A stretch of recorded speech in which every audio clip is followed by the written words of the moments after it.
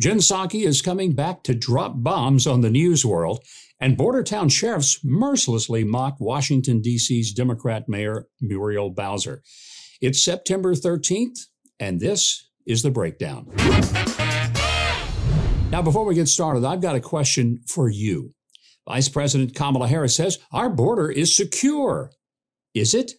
Love to get your thoughts on that. Leave your answers in the comments section below. Former Biden Press Secretary Jen Psaki, and self-espousing Democrat, announced that her upcoming MSNBC show will be built around her passion for explaining things, debunking things, calling out BS. Yes, in case you forgot, MSNBC is not a source of legitimate news. In fact, I call the network BSNBC. According to the Wrap, Jen Psaki, speaking before Vox Media's Code Conference in Los Angeles, said of her new job, "First of all, my business is not rage. What I hope to do is bring that passion for explaining things, debunking things, calling out BS when you see it, to my next job." Psaki began her first day at MSNBC this past Monday, and she's going to focus on election coverage and cover pressing issues, including Mar-a-Lago. Her original streaming series will begin airing in 2023.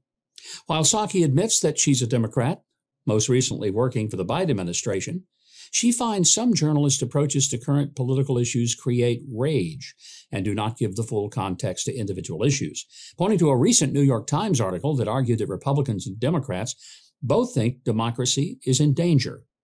That is lazy and also inaccurate, she said. And also, you're not telling the full story of what's happening in the country.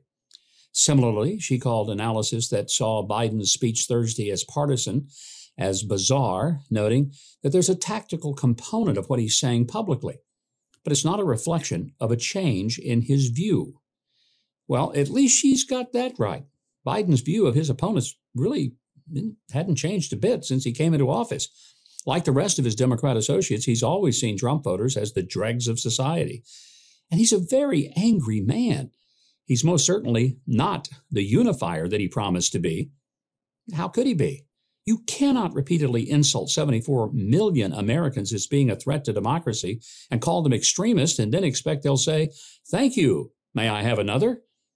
That sneak peek into the kind of fact-checking that she plans to do sounds like more of the same to me from the mainstream media.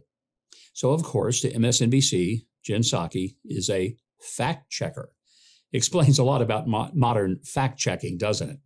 At least all those leftists who are having meltdowns over at CNN for the network trying to return to being a more legitimate news channel, they know they can always turn to MSNBC when they want to see BS. In other news, sheriffs of border towns are mocking the mayor of D.C. for declaring a state of emergency over receiving busloads of illegal immigrants from Texas and Arizona. They call it political grandstanding to squeeze money out of the federal government, and they say, "Welcome to our world." And they also add, they've seen nothing. Now that Senator Joe Manchin has sold out his principles, Representative Henry Cuellar may be the only Democrat left in Congress who has the guts to stand up to his own party's radical policies. He was the only one to vote against legalizing abortion up to the moment of birth, and now he's joining with Republican Representative Tony Gonzalez to call out Biden's open borders disasters, pointing out that in just 2 years, President Biden will have allowed more than 4 million illegal immigrants to enter the U.S. while claiming the border is closed. Cuellar noted that his border hometown of Laredo was actually the first to bus these people elsewhere. They sent them to Houston and Dallas, whose Democrat mayors complained, just like the mayors of New York, D.C., and Chicago did. Cuellar said, "It's interesting people can say open borders when it happens in our own backyard. They don't like it." Well, he's right.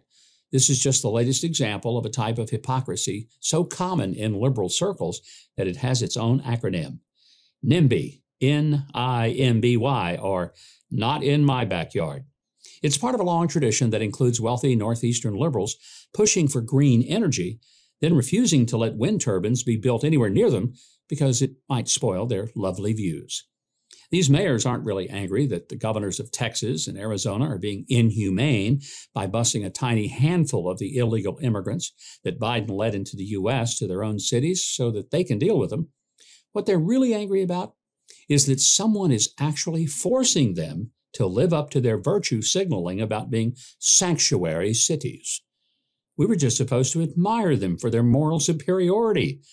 We weren't actually supposed to hold them to it. Well, thanks for watching, and I hope you'll consider subscribing to the channel and clicking the notification bell below. Be sure and leave a like, and tell me in the comments your thoughts on this question. Vice President Kamala Harris says our border is secure. So is it? Love to get your thoughts. Be sure to tune into the live stream on Friday. I'll do my best to answer all your most uncomfortable questions. And of course, if you want more of my news, analysis, and commentary, sign up for my newsletter at MikeHuckabee.com. Comes to you twice a day, and it's totally free. That's going to do it for this edition of The Breakdown. I'm Mike Huckabee.